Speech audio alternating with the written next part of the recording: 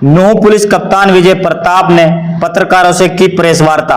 Press वार्ता के दौरान मीटिंग में महिला विरुद्ध अपराध, अवैध खनन, ओवरलोड वाहनों, सफेद पोस्ट होंडाओं की थाना में एंट्री पर लगेगी लगाम। इसके अलावा नशा तस्करी, गौ हत्या, OLX बाजों पर रहेगी पुलिस की विशेष नजर।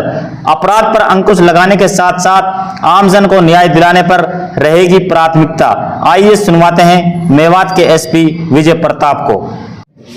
सर, आज जो बैठक ली है, पत्रकारों से बातचीत की है सर, तो किस तरह के कार्य रहेंगे, पुलिस के आगे की क्या रणनीति है, किस तरह काम किया जाएगा सर अपराध और अपराधियों को लगाम लगाने के लिए? देखो, इस ज़िले को मैंने पिछले 6-7 दिन में बड़े ध्यान से देखा है, यहाँ की पुलिसिंग को भी और सामाजिक लोगों से भी और आज पत्रकार लोगों से भी मैंने बात की है।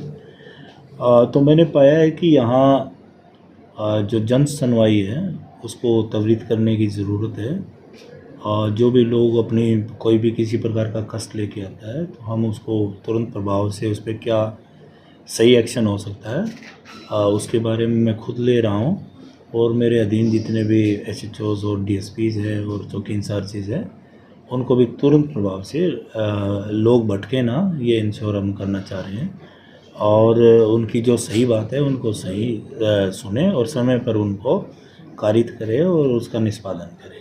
सर, मेवात में नशा और OLX को जो टटलूबाजी सर, ये मामला है, तो इस पर किस तरह की लगाम लगाएंगे? हाँ बिल्कुल, ये हमारे एजेंडे पर मैंने देखा है कि यहाँ साइबर क्राइम के अलावा बहुत जल्द जो शायद पिछले कुछ सालों में नशे का प्रकोप बढ़ा है और ये हमारे एजेंडे में दोनों ही चीज़ें रहेगी। इसके अलावा जो महिला विरुद्ध अपराध है उसको भी हम सीरियसली टैकल करेंगे। और जहाँ तक साइबर क्राइम का जो मामला है, कुछ एरिया विशेष में ही वो बहुत ज़्यादा प्रिवलेंट है, तो हम तमाम वो चीज़ें करेंगे और साइबर अवेयरनेस भी लेके आएंगे लोगों के बीच कि कैसे इस प्रकार के अपराध होने से बचें और अगर कोई अपराध में शामिल है तो वो हमें जन सहयोग करें और उन इस प्रकार के लोगों को पकड़वाने में पुलिस की मदद करें। जहाँ तक नशे का जो सवाल है, तो आप लोगों के माध्यम से और समाज के लोगों के माध्यम से मुझे पता लगा है कि कुछ एरिया है, ख़ास तौर से पुनाना सब डिवीज़न और कुछ और भी अन्य एरिया है जहाँ की ये नशा तेज़ी से बढ़ा है। तो उस पे वहाँ के तमाम लोगों से व्यापक स्तर पे बात करके बिल्कुल जो प्रैक्टिकल चीज़ें हैं उन एस्पेक्ट को देखते हुए हम जन सहयोग के माध्यम से इस प्रकार के लोगों को पकड़ेंगे जो नशे का व्यापार करते हैं या नशा फैला रहे हैं और उस पर त्वरित और बड़ी कार्रवाई और कड़ी कार्रवाई करेंगे। सर, कानून व्यवस्था की बड़ी जिम्मेदारी है। नूंह हिंसा इसी महीने में हुई थी। बार बार लोगों के जहन में कई सवाल उठ रहे हैं। बतौर पुलिस कप्तान आप इसको कैसे देख सकते हैं? अब हमने इसको लेकर भी काफ़ी व्यापक परिचर्चा करी है, जो क्योंकि छोटी पुलिस हमारी वही है जो पिछले साल भी यही थी और कई अफसर हैं जो पहले भी यही थे और आज भी यही है। तो व्यापक स्तर पे उनसे बात करी है और प्रत्येक जो करने योग्य कार्य होगा, जो डुएबल जिसको कहते हैं हम, वो तमाम वो कार्रवाइयाँ करेंगे, तमाम उस एस्पेक्ट को देखेंगे जिसकी वजह से ये पिछली बार ये हिंसा हुई थी और इस बार तमाम कार्य करते हुए हम इस प्रकार की किसी प्रकार की घटना को होने से बचाएंगे, ये हम उम्मीद कर सकते हैं। सर, महिला विरुद्ध अपराध की बात आपने की। एक महिला आज आपसे मिली थी जिसकी बुरी तरह से पिटाई की हुई थी। उसका कहना है कि देर से कार्रवाई हुई और उचित कार्रवाई नहीं हुई, क्या कहेंगे? उसमें मैंने डायरेक्ट किया है कंसर्न्ड SO को, जो उनका DSP है, कि वो मुझे रिपोर्ट सौंपेंगे और जो बात सामने आएगी उस पर जो माकूल कार्रवाई की वो करेंगे। सर, क्या प्राथमिकता आपकी होगी? नूंह जिले का आपने जिम्मेवारी संभाली है, बखूबी आप इस जिले को समझते हैं, क्या प्राथमिकताएं आपकी होगी? लोगों की जन सुनवाई तेज़ी से हो, जो लंबित मामले हैं उनका निपटारा हो, किसी प्रकार का करप्शन ना हो, लोग यहाँ आए और अपने जो मन की बात है, जो सही बात है वो यहाँ रखें और उनका निष्पादन हमारे हर स्तर पे त्वरित तरीके से हो। इसके अलावा जितने भी क्राइम है यहाँ पे, साइबर क्राइम हो या फिर ख़ास तौर से नशे का, जैसे आपने बताया, जिक्र किया, और जितने मार पिटाई के मामले हैं उसमें भी चाहेंगे कि हम त्वरित कार्रवाई हो जाए ताकि वो कोई बड़ा स्वरूप ना ले सके। सर गौर अच्छा और गौ तस्करी दो बड़े मुद्दे रहे हैं और कई बार विवाद इसको लेकर हुआ है, उस पर लगाम लगाने के लिए किस तरह की रणनीति? हाँ, मैंने देखा है और पीछे के आंकड़े भी हम देखें तो इस बात का ज़रूर पुष्टि रहती है कि इस प्रकार के यहाँ अपराध कारित होते रहे हैं। तो हमारे पास 2 स्पेशलाइज्ड यूनिट है, जो NTCS काउ स्लॉटर सेल है, जो एक फिरोजपुर जेल का है और एक नौ में है।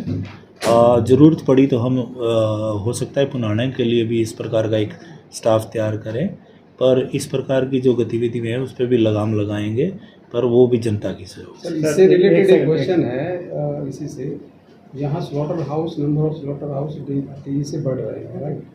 पहले ही इनिशियली ये सेंटिमेंट्स यहाँ ऑलरेडी है, तो क्या प्रशासन जब इनको एनओसी दे रही है कि ये सारे लीगल हैं या कुछ उसके बारे में पर्टिकुलरली मैंने अभी देखा नहीं है। अगर ऐसी कोई बात है तो मैं उसको चेक करूँगा, और उसमें भी अगर किसी तरीके से इन चीज़ों पे काबू पाया जाएगा तो उसमें हर तरीके से सफल प्रयास करेंगे।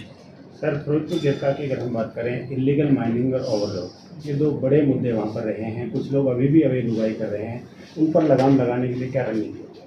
देखो, जो 6-7 दिन में मैंने महसूस किया है उसमें ये दोनों ही बातें से मैं इत्तेफाक नहीं रखता हूँ, और मैंने लोगों के माध्यम से इवन जितने भी हमारे इनफॉर्मल कहो उसको फॉर्मल या इनफॉर्मल, और लोगों से भी मैंने बातचीत की है, तो ऐसी बात कोई स्पष्ट सामने नहीं आई है। पर अगर कोई ऐसी बात रही है और भविष्य में आती है तो उस पर भी कड़ी कार्रवाई करेंगे। आ रहे हैं इसको लेकर क्या हम पुलिस को पब्लिक को साथ लेकर भी कोई योजना बना रहे हैं? जो लोगों को जोड़ने का जहाँ तक काम है वो हरियाणा उदय एक प्रोग्राम हरियाणा सरकार ने चलाया है, और कल उसके तहत हम खेड़ला गांव भी गए थे, मैं और DC साहब, और ये एक कम्युनिटी आउटरीच प्रोग्राम है बेसिकली।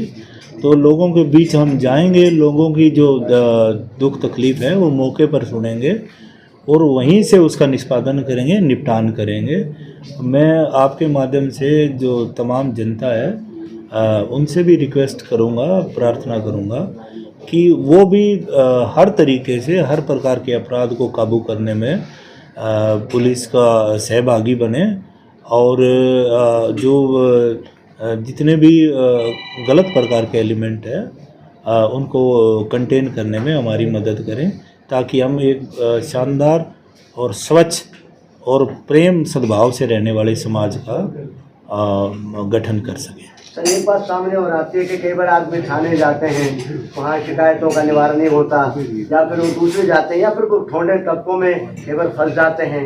तो ऐसे लोगों को इंसाफ मिले और ठोंडा गर्दी जो है ये दूर हो, इसके लिए क्या तैयारियाँ हैं? हाँ, ये एक प्रॉब्लम इस ज़िले में रही है कि बहुत सारे जो जिनको ठोंडा कहते हैं हम, इंटरमीडियरीज, वो कहीं ना कहीं पुलिस के नाम से लोगों को गुमराह करते हैं। तो उसका भी तौर तरीका हम निकालेंगे, और जो लोगों से जो संपर्क है हमारा, हम कोशिश करेंगे कि वो डायरेक्ट रहे, ताकि बीच में कोई दलाल टाइप आदमी जो होते हैं उनके लिए स्कोप ही ना बचे।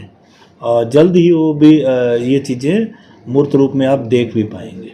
सर एक चीज़ और सामने, जो पुनाना है वैसे भी क्राइम के लिए कुछ ज़्यादा है, क्योंकि जैसे गड्ढा बोलते हैं, यानी कि उत्तर प्रदेश, राजस्थान और हरियाणा तीनों राज्यों की सीमाएं मिलती हैं। तो अपराधी केवल हरियाणा में अपराध करके राजस्थान उत्तर से बढ़ जाता है, उधर का इधर आ जाता है। ऐसा कोई अपराधी इधर का जाए ना, उधर का आए ना, इसके लिए कोई तैयारियाँ, कोई नाकेबंदी या गश्त को ऐसे बढ़ाने की कोई योजना?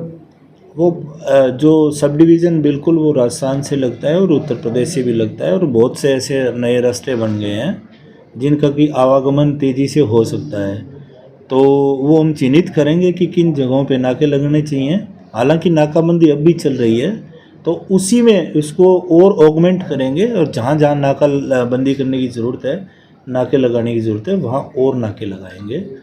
और जो अपराध है और अपराधियों हैं, दोनों पर अंकुश लगाएं।